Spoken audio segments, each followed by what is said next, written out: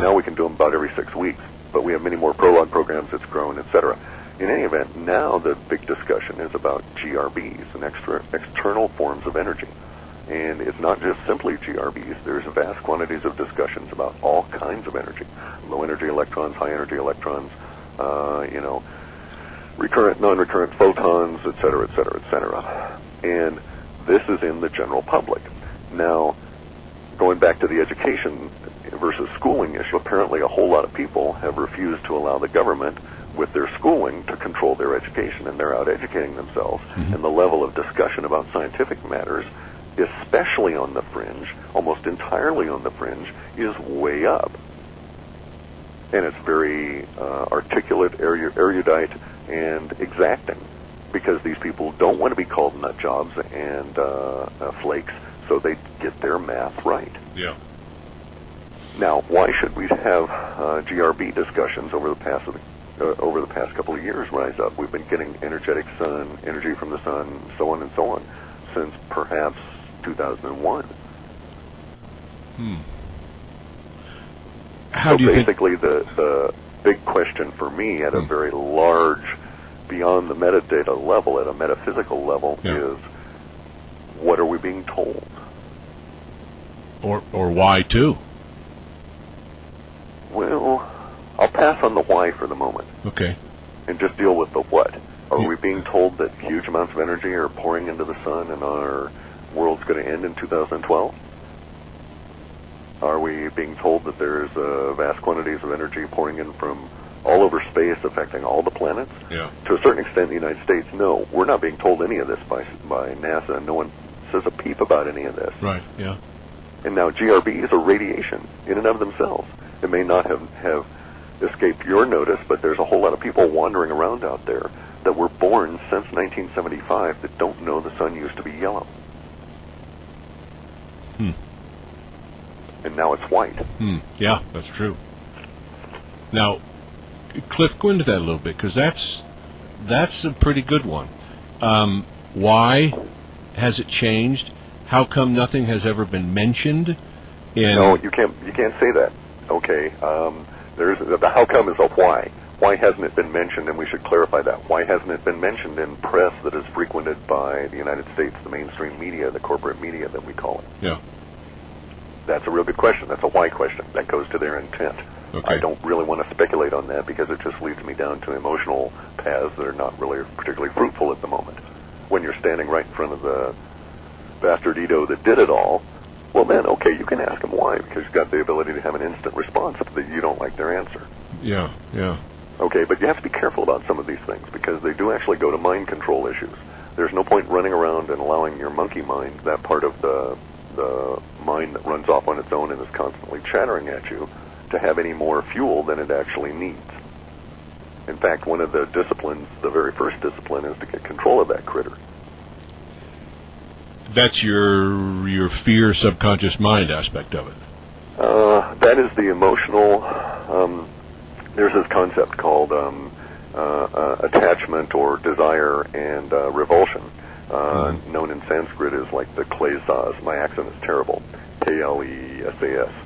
Anyway, this concept is that both of those bind the body, bind you to a grosser form of expression than you really are, and trap you in a emotional response to the things that are going on. Now, bear in mind, emotions are hormonal. I mean, they're basically driven by biochemicals. Those biochemicals affect the state of your brain. The state of your brain imposes itself on your mind. If you allow it, the mind will overtake your will and impose that state on the will, and you suffer. Mm-hmm. If you can separate the will from the mind, then when those emotions arise, you can say, not now, or go away. Yeah. And they do. Thereafter, you don't suffer that emotion at that particular time. Are these internal emotions created internally, or do you think, Clif, that these have been sent to us, programmed into us through an outside source? If you mean like someone sitting out with a machine beaming it at me, no, I don't buy that. Okay. Okay, it may well be that there are people, I know that people out there make a very good living manipulating your emotions. Look at the Rolling Stones. Look at any rock group or any group that makes money selling music. All music is the ability to manipulate your emotion from moment to moment, or impose a steady state if they try. Okay. Okay? Same thing with the entertainment industry. Same thing with advertising. Now, these days, same thing with government-paid stooges who are writing articles attempting to manipulate emotions and set a context that does not really exist for you to have those emotions in so that you'll perform as they would want you to. Again, if you're not controlling your mind, who is? Yeah, because somebody is if you're not. Correct. Absolutely. And they're right. attempting to do it with drugs. They're attempting to do it with, and I'm both pharmaceutical and illegal. Yeah. I grew up and had the fortunate experience of growing up an extreme minority. That is to say, a white guy totally encapsulated in a black world down south. This occurred at a time when the whole of the South was going through the integration issues. Right, okay. As a result of which I had a very clear view of things. And my insight into how things worked from the black perspective was extremely heightened. Even though I'm not black, that's not an issue at all.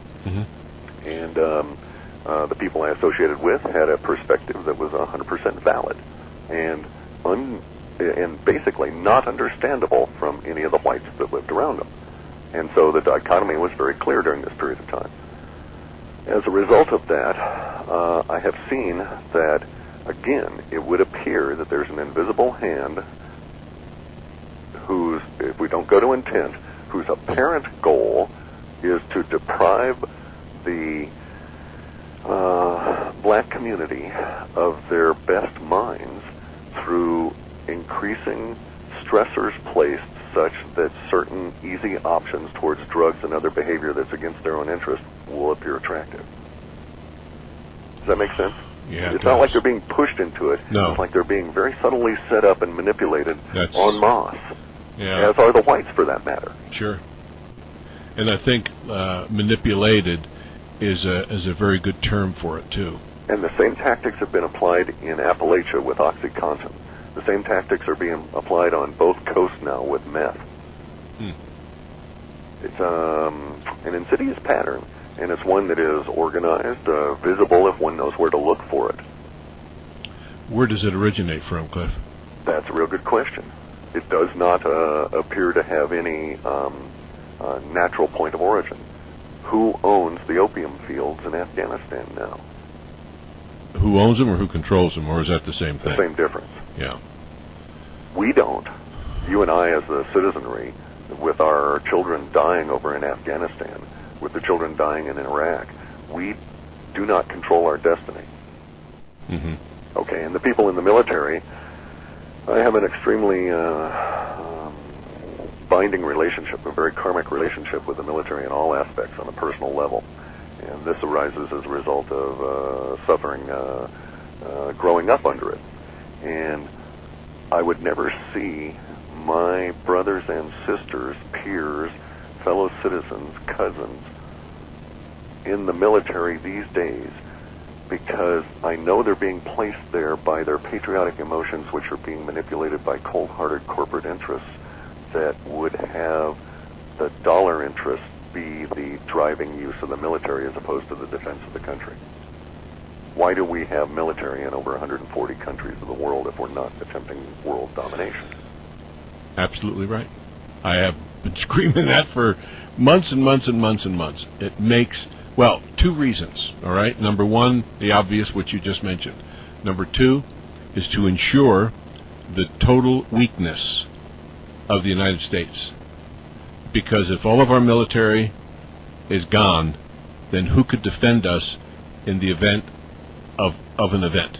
Okay, let's stop there and let me say that having been through a great rigorous amount of military training, and I don't mean to intrude, I have to use a bit of my analytical mind and say, as opposed to the creative, and say, well, there's a problem with that precept. And that precept may be true, that the idea is to weaken us, and that the citizenry also weakened with neurotoxins like aspartame and Splenda and so on, and weakened by a poor education system, stress, and emotional triggers such as video games that prey on their darker reptilian mind. Okay, maybe those guys wouldn't resist if there was no military around and the country was to be invaded. But you have to stop and say to yourself anymore, On a metadata level, at a very large level, this is the end of the Kali Yuga. No one can win a war. We're proving that to ourselves in Iraq. We can win the war, but we can't control anything. You can't conquer and dominate a people. Same thing is true of us, only on a larger scale. There's only 25 million people or so running around causing problems in Iraq. That is to say, the citizenry who refuse to obey our orders to submit quietly as we steal all of their resources. Okay? Yeah. Now, think of it in the United States. You got 300 million people here. Yeah. Plus, on top of that, you got at least 80 million guns running around. I think we're the most heavily armed citizenry on the planet. And a lot of us are fairly raspy. Cliff, there are over 300 weapons in the United States. 300 million weapons. Yeah, 300 million. Okay, Right. and I'm just talking guns even, right? Yeah, right. Okay, so imagine the situation where we could be invaded. Let's hypothetically impose on our good friends, the Chinese, to act in this hypothetical arrangement as the invaders. Yeah, sure. Because they have a lot of people, and that's what it takes.